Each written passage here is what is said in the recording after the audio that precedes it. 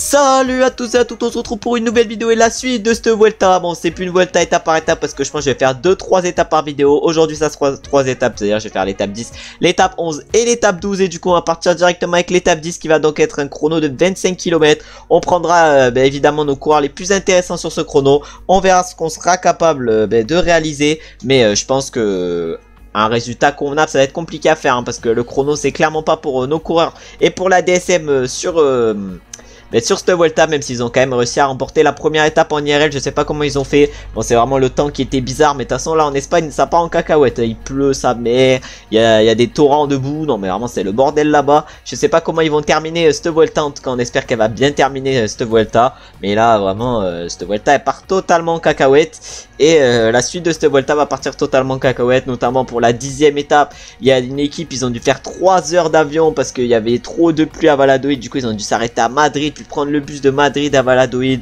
Bon vraiment c'est un bordel complet cette Vuelta. Et là la Vuelta elle va prendre un coup médiatique hein, parce que là la hype elle est pas faux folle sur cette course. En tout cas nous, on va essayer de faire le meilleur résultat possible sur cette partie de Vuelta. On va faire de l'étape 10 à l'étape 12. On va voir de quoi on est capable. Dans le dernier épisode où j'ai fait les résumés, où j'ai fait les étapes 8 et 9, j'ai oublié de parler de la victoire de Geoffrey Soupe.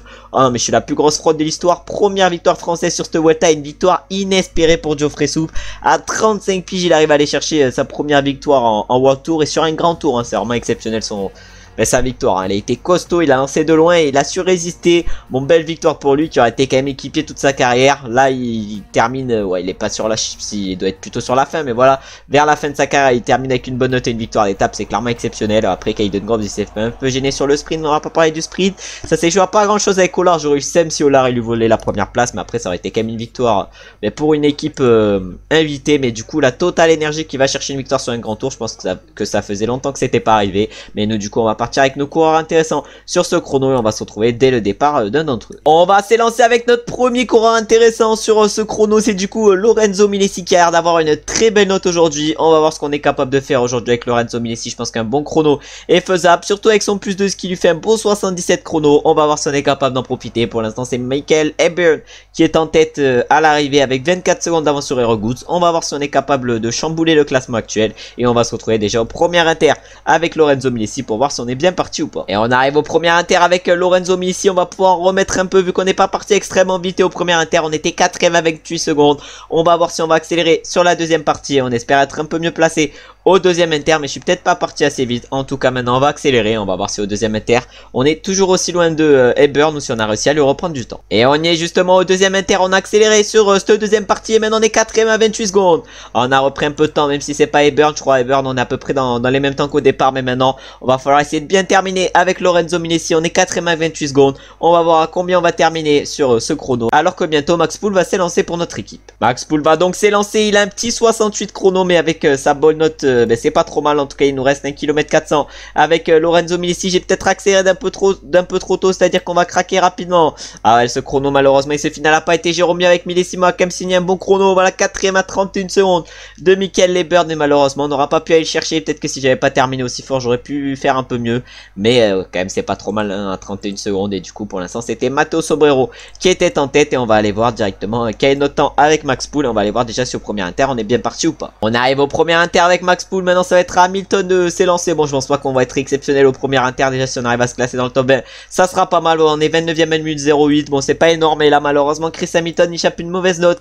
Alors que ça aurait pu être un de nos fers de lance sur ce chrono. En tout cas, on va partir pas trop mal avec lui. Et maintenant, on va se retrouver directement au deuxième inter avec Max Poole. Ou sinon, au départ avec Romain Combo. On va donc se retrouver avant au départ avec Romain Combo qui a vraiment une note déjà pas ouf en chrono de base avec son 61. C'est même calamiteux. Et en plus de cela, il a un moins 3 aujourd'hui. Bon, on va essayer quand même de bien gérer avec lui. Et on va se retrouver du coup maintenant au deuxième inter avec Max Poole. Vu qu'il n'y est plus qu'à 800 mètres justement de ce deuxième inter. Au deuxième inter avec Max Poole, on va signer le 31ème temps encore une fois. Au moins on est régulier. Maintenant on va aller voir à l'arrivée combien on est. Et on arrive justement sur cette 10ème étape et sur ce chrono on va voir quel va être notre temps avec Max pour était 32e puis 32e. Et à l'arrivée on signe le 34e temps, malheureusement on n'a pas terminé au mieux. Et maintenant on va se retrouver au départ avec notre prochain coureur intéressant, ou même on va se retrouver directement à l'arrivée avec Chris Hamilton. On est donc en train d'arriver avec Chris Hamilton, on a Onley pour notre équipe qui va s'élancer. Bon, on va faire un temps un peu calamiteux je pense avec Hamilton et on va signer du coup le 42e temps à 3,27. Alors qu'Onley il a une note de fou aujourd'hui, il doit avoir un beau plus 5 aujourd'hui, il va donc falloir essayer d'en profiter. Voilà son plus 4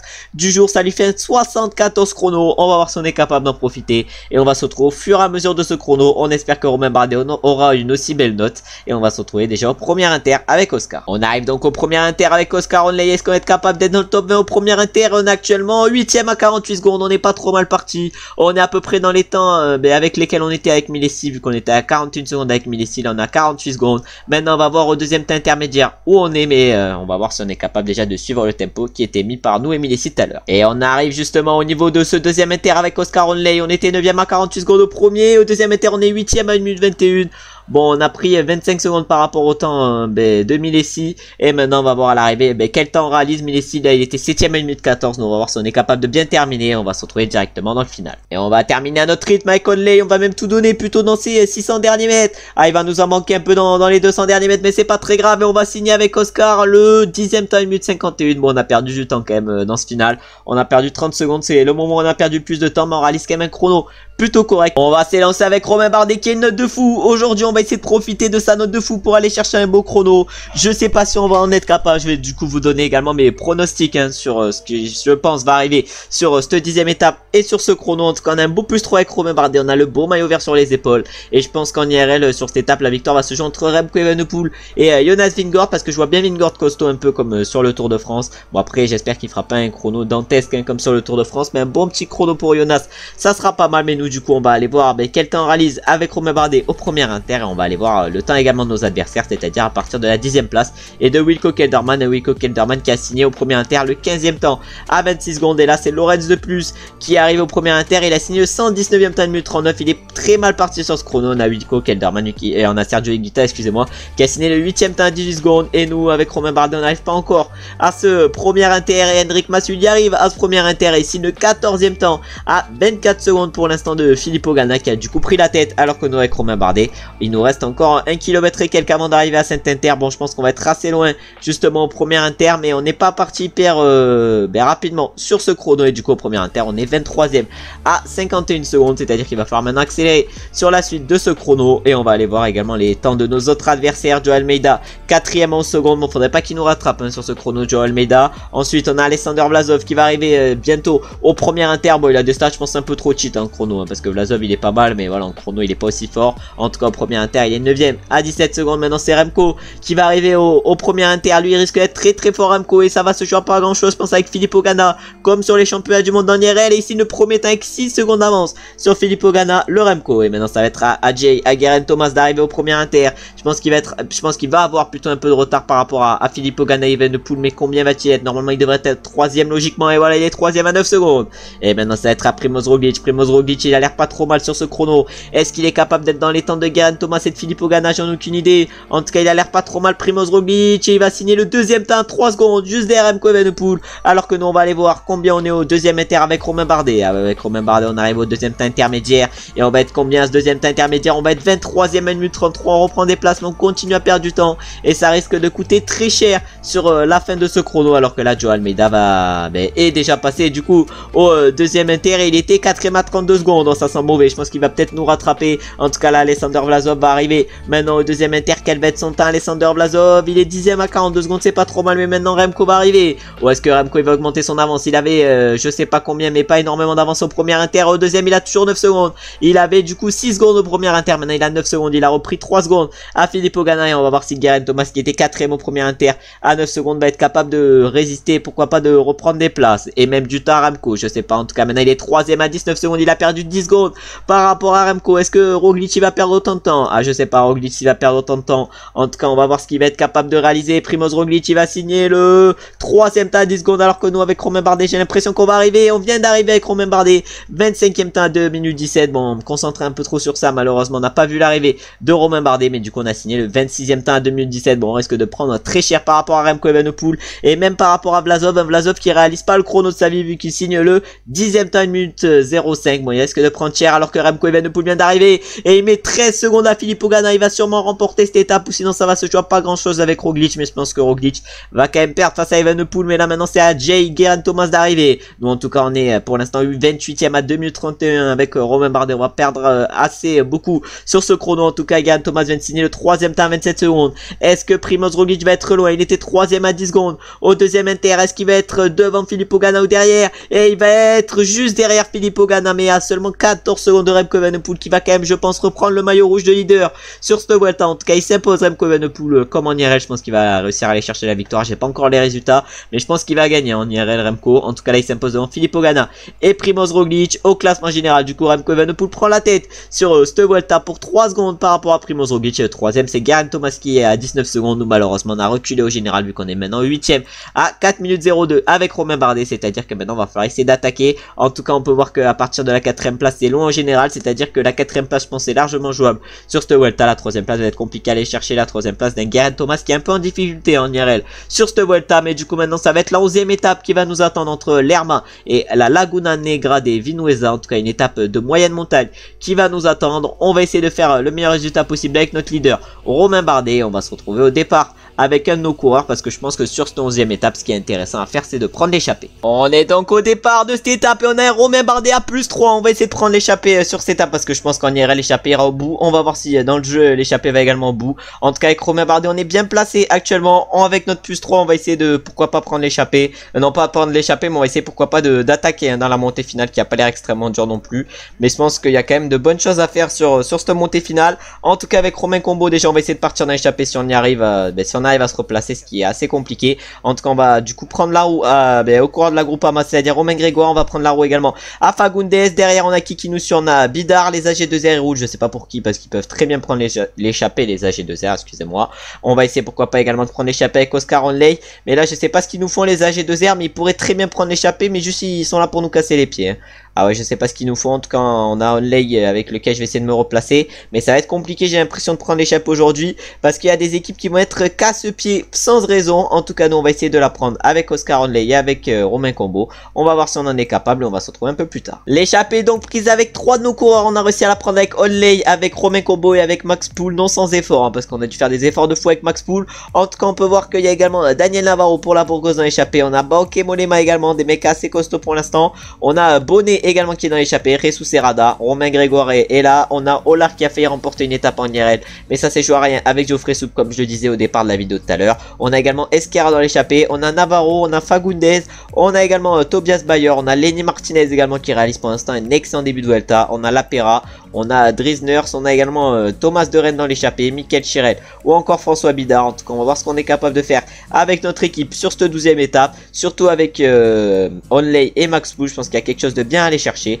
On va donc essayer d'aller chercher quelque chose de bien et je pense qu'on va se retrouver directement au pied de la montée finale où ça va être là que la victoire va se jouer. On attaque les premiers pourcentages sur cette étape. L'échappée va clairement aller au bout vu qu'on a à peu près 10 minutes d'avance par rapport au peloton, mais du coup on va mener le tempo avec Romain Combo, puis avec Max Pool dans la roue et avec Onley qui est peut-être le plus rapide. Ouais, c'est sûr que c'est le plus rapide de notre équipe. En tout cas, on va essayer de tout donner dans cette montée finale. Derrière, on a Romain Bardet, on va dire Hamilton. Ah merde, je peux pas lui dire d'aller chercher de l'eau, mais du coup on va essayer de faire la meilleure montée possible avec Romain Bardet. En tout cas, il reste 9 km encore avant le sommet de cette montée. Il reste encore quelques kilomètres également avant d'arriver dans les premiers pourcentages. Il doit en rester 2 ou 3. En tout cas, avec Romain Combo, je pense que devant, on est capable de faire quelque chose de bien. Et on est capable déjà de faire exploser un peu ce groupe. Ah, on l'espère en tout cas. Devant, personne n'a attaqué. Mais je pense qu'avec nos 3 coureurs, la victoire peut être jouable. En tout cas, on va dire à Romain Combo de bien rester. Nous, on va se mettre à 80 avec Romain Bardet dans les roues afin qu'on reste bien placé dans ce peloton. Un peloton qui est emmené pour l'instant par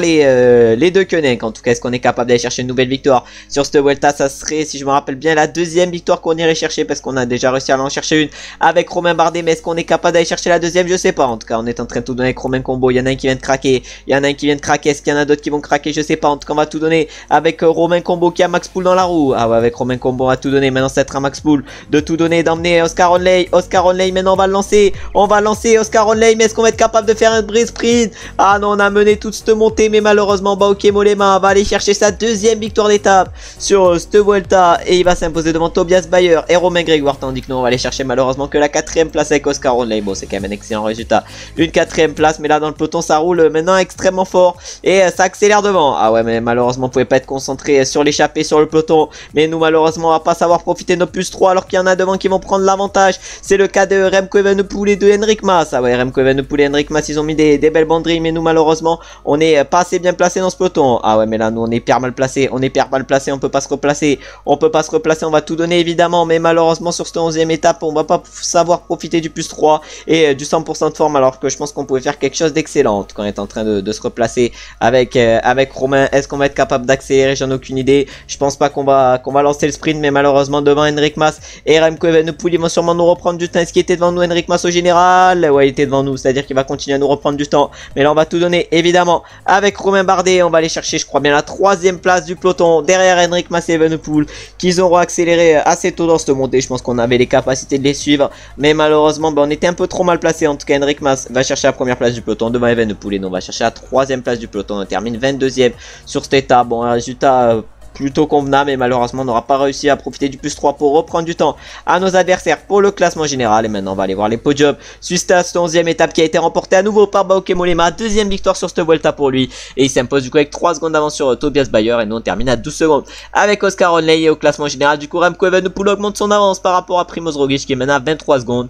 et nous on est 8ème avec Romain Bardet à 4 minutes 22, et malheureusement on s'éloigne encore un peu plus de Remco Evenepoel, c'est à dire que là la victoire et le podium sur cette Vuelta va être très compliqué à aller chercher, mais peut-être qu'une petite place d'honneur ça peut être faisable. En tout cas on perd 20 secondes aujourd'hui par rapport à Henrik Mas et à Remco Evenepoel, mais je sais qu'on va pouvoir faire quelque chose de mieux sur la suite de cette Vuelta et essayer pourquoi pas déjà de faire quelque chose de mieux sur cette 12ème étape avec l'arrivée à Zaragoza. Je pense qu'on a quelque chose de bien à aller faire avec Alberto Dainese qui va être notre leader aujourd'hui. Une 12ème étape qui en RL je pense risque de se jouer au sprint, on verra quel sera le favori. La 11ème étape j'ai dit que ça allait être l'échappée qui allait la remporter, en tout cas là c'est sur PCM l'échappée qui l'a remporté. On verra si en IRL c'est la même chose et on verra quel coureur peut-être a son avantage sur ce type d'étape, mais je pense que sur la 11ème étape Kamna déjà il a réussi à aller chercher une victoire sur les 3 grands tours. Ça fait une victoire sur les 3 grands tours pour Lennart Kamna. Il rentre dans le cercle très fermé des vainqueurs sur les 3 grands tours où on retrouve notamment Thibaut Pinot, le Gauss qui est dans ce cercle. En tout cas on va voir ce qu'on est capable de faire déjà sur cette 12ème étape avec Alberto Dainese. On va se retrouver au départ déjà pour voir s'il a une bonne note, et je pense pas par contre prendre l'échappée sur cette 12ème étape. On est donc au départ de cette 12ème étape, on se tape un Romain Bardet en moins, mais c'est pas très grave vu que c'est pas une étape qui va lui correspondre, et on se tape aujourd'hui un Alberto Dainese en moins. Ça par contre c'est un peu plus dérangeant. Bon on va essayer quand même de bien gérer aujourd'hui avec Alberto Dainese. On va essayer déjà de faire le sprint inter pour aller chercher quelques points justement pour le maillot vert, parce que je les ai pas fait depuis le début de Vuelta, les sprints inter avec Dainese, alors qu'au classement par points je pense qu'on peut largement aller chercher un gros résultat. En tout cas il y a 20 points à aller chercher au sprint inter, on va voir si on est capable d'aller chercher. Il y a également quelques points pour les places de derrière. De toute façon il y a jusqu'à 11 points à aller chercher sur les sprints inter, et ensuite à l'arrivée il y aura 50 points à aller chercher, mais je pense qu'on peut faire le plein de points aujourd'hui avec Dainese. On va donc essayer de le faire et on va se retrouver je pense directement du coup pour le sprint inter, en espérant qu'aujourd'hui sur cette étape l'échappée n'aille pas au bout. Les 10 derniers kilomètres nous attendent sur cette 12ème étape. On va voir ce qu'on est capable de faire sur cette étape pour sprinter, et la seule étape pour sprinter qui nous a attendu aujourd'hui. En tout cas Romain Combo est en train de mener notre train avec Chris Hamilton dans la roue. On aura ensuite Oscar Onley, Sean Flynn et notre sprinter Alberto Dainese, et du coup là Romain Combo est en train de tout donner. Nous avec Romain Bardet on va essayer de s'accrocher, on va essayer de s'accrocher avec Romain Bardet, mais là Romain Combo il est en train de bien nous emmener. Et maintenant ça va être à Chris Hamilton de prendre son gel énergétique, on espère qu'il nous amènera bien. Après Romain Combo qui est en train de faire un gros effort. Alors, Romain Combo il fait son travail à la perfection, enfin presque, et là nous on va dire à tous nos coureurs de consommer le gel énergétique, et là Chris Hamilton il va bien emmener notre groupe. Chris Hamilton il va bien emmener notre groupe, mais du coup on espère qu'il va bien emmener Alberto Dainese. Ah mais j'ai oublié le sprint inter tout à l'heure. Oh là, j'ai été une fraude. J'ai été une fraude sur cette étape. Je vous ai dit qu'on se retrouve au sprint inter, mais j'ai complètement zappé. Mais du coup, là, on va essayer, pourquoi pas, de lancer avec Oscar Onley. On va lancer même avec Oscar Onley, c'est sûr. Avec Oscar Onley, on va lancer. Je sais pas pourquoi j'ai lancé d'aussi loin avec Onley, mais là, Dainese, il est bloqué. Dainese, il est bloqué dans les sprinters. Il est bloqué dans les sprinters, Alberto Dainese. Oh là là, 600 mètres. Oh, le sprint calamiteux que va nous faire Dainese. Il était bloqué dans les sprinters. Il était pas dans la roue de ses équipiers, mais devant, du coup, Hugo Page remporte cette 12ème étape de cette Vuelta devant Milan Menten. Et Caden Groves. Et ensuite on a Edward Tons qui fait 4, Kokar 5. Et nous on termine combien aujourd'hui? 14e avec Dainese. Bon, un sprint calamiteux, on termine derrière Roglic. Bon, vraiment un sprint bien raté, bien foiré avec Dainese. Mais du coup Hugo Page a remporté cette 12e étape devant Milan Mented et Caden Groves au sprint. Et du coup au classement général, suite à cet épisode, on peut voir que Remco Evenepoel est en tête avec 23 secondes d'avance par rapport à Roglic et 39 par rapport à Gerrans. On verra si c'est la même chose en IRL, parce que là l'étape de le chrono plutôt va nous attendre. On verra s'il est capable de prendre le maillot rouge à Sepp Kuss qui est pour l'instant en tête justement de ce classement général. Maintenant on va aller voir directement le classement du meilleur grimpeur logiquement. Voilà, c'est bien ça. Et du coup Pierre Latour il est en tête pour la Total Energy à ce classement, lui qui a malheureusement abandonné en IRL. Et on a Mollema qui est deuxième avec ses 15 points, lui qui a remporté pour l'instant 2 victoires d'étape sur cette Vuelta, qui en IRL pour l'instant j'ai l'impression il est inexistant, hein. Bon, ok, Mollema, peut-être qu'il a abandonné, je sais pas, donnez-moi l'information. Je sais pas s'il a abandonné, je pense pas, mais pour l'instant il est inexistant. Et du coup maintenant on va aller voir le classement par points. Roglic est en tête avec ses 133 points, Caden Groves il est deuxième avec 76 points, nous on est troisième avec Romain Bardet avec nos 71 points, on est 8ème avec Dainese, mais là on a fait une étape bien calamiteuse aujourd'hui. Et au classement des jeunes c'est actuellement Remco Evenepoel, le leader également du classement général, qui est en tête devant Joao Almeida et Juan Ayuso. Bon, IRL il veut clairement pas le porter, le maillot blanc, pour conserver son maillot de champion de Belgique. Bon, assez particulier, mais il a le droit, il a le droit de faire ce qu'il veut, qu'on lui laisse faire. Et du coup au classement par équipe on peut voir que nous on est en tête avec notre équipe. Bon, pour l'instant une Vuelta a réussi sur ces 12 premières étapes. On verra ce qui nous attend par la suite, et notamment sur la 13e étape avec l'arrivée au col du Tourmalet. Bon, une des étapes reines, hein, clairement de cette Vuelta. Il y aura également le col d'Obisque et le col de Spandel. On verra évidemment ce qui se passe sur cette étape, mais ça pourrait être extrêmement intéressant, hein, évidemment. Je vous remercie comme d'habitude d'avoir regardé la vidéo jusqu'à la fin. Dans la prochaine vidéo on ira donc poursuivre la Vuelta et faire des étapes 13 à 15. J'espère que cet épisode vous aura plu et j'espère que ça vous plaît qu'on fasse 3 étapes au lieu de faire étape par étape, mais j'aurais pas eu la motive, hein, de faire étape par étape, c'est quand même assez long. Et du coup autant faire 3 étapes d'un coup, comme ça me fait tourner tout en même temps, et après je peux me concentrer sur les autres vidéos. Mais du coup je vous remercie évidemment d'avoir regardé la vidéo jusqu'à la fin. Je souhaite également une bonne rentrée à ceux qui rentrent aujourd'hui en cours. Bon, je sais pas si ça vous arrive, dites-moi évidemment si c'est le cas. Moi c'est carrément demain que je rentre à la fac, journée d'intégration, et après je rentrerai officiellement lundi à la fac. Bon, ça va être plutôt particulier et ça va être dur de suivre ce rythme de vidéo. On verra si j'en suis capable, mais on verra au fur et à mesure de cette année. Il y aura au moins 4 ou 5 vidéos qui sortiront par semaine. En tout cas j'espère réussir à tenir ce rythme. Et évidemment je vous remercie d'avoir regardé la vidéo jusqu'à la fin. J'espère que cette suite de Vuelta vous aura plu. Si elle vous a plu, n'hésitez pas à liker, à commenter, ça me fait plaisir de savoir que vous avez aimé la vidéo. Donnez-moi également votre avis sur ce qui se passe en IRL sur la Vuelta. Voilà, ça part totalement en cacahuète. Je sais pas pour l'instant ce qui s'est passé sur la 10e étape, mais je pense qu'il y a moyen que ça soit intéressant. N'hésitez pas également à vous abonner, à mettre la cloche des notifications pour ne louper aucun épisode de cette Vuelta, mais également pour ne louper aucun épisode de la carrière du mode Pro Cyclist que je pense vous regardez à peu près tous. En tout cas si vous le regardez pas, n'hésitez pas à aller checker. Et maintenant on se retrouve du coup très bientôt pour la suite de cette Vuelta, et on se retrouve du coup également très bientôt comme j'ai dit pour la carrière et le mode Pro Cyclist. Ciao ciao ciao.